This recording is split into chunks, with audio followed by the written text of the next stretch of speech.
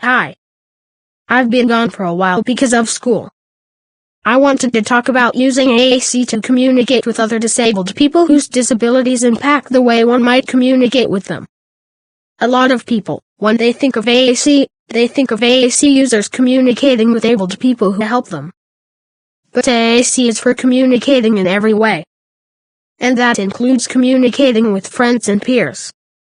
A lot of disabled people have friends who are also disabled, and their friends' disabilities may impact how they communicate with each other. My communication is often very visual.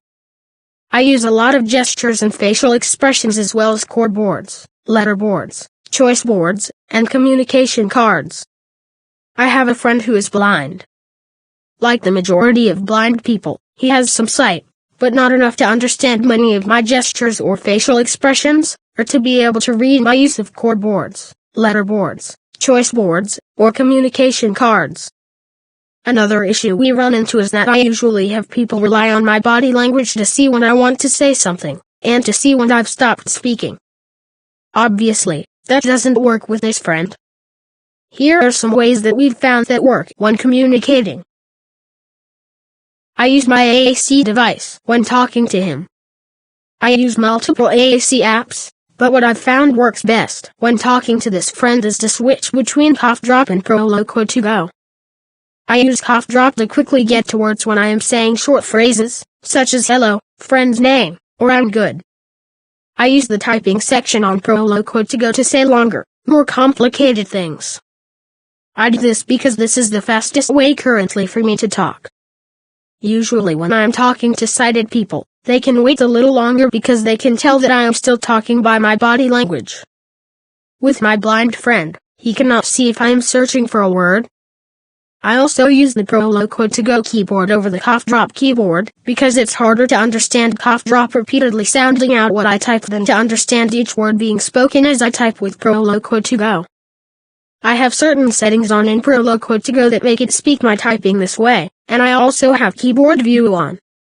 I also use a lot of noises instead of gestures or facial expressions when communicating with this friend. I have a vocal yes and no signal as well as nodding and shaking my head, so I use my vocal noises instead. I also use my frustrated sound, my distress noises, and other various noises to communicate my reactions to things he says instead of relying on my body language. Here are some other things I haven't tried yet, but also might help me communicate more clearly with this friend. On most AAC apps, there's a way to have your device say the word period when you finish your sentence.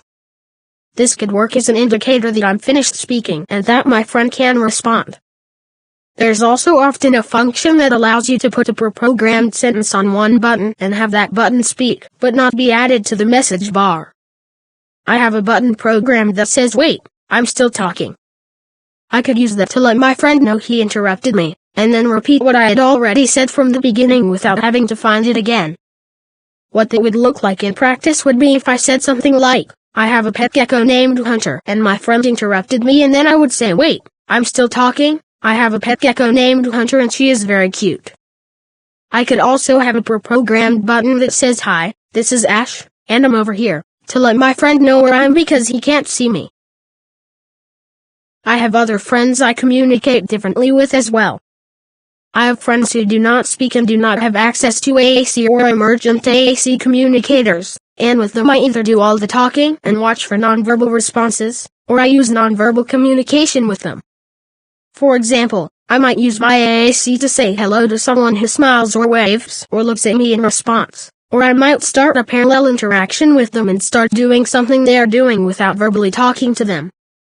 I met someone who likes to jump and spin, so I started doing this as well while they were doing it.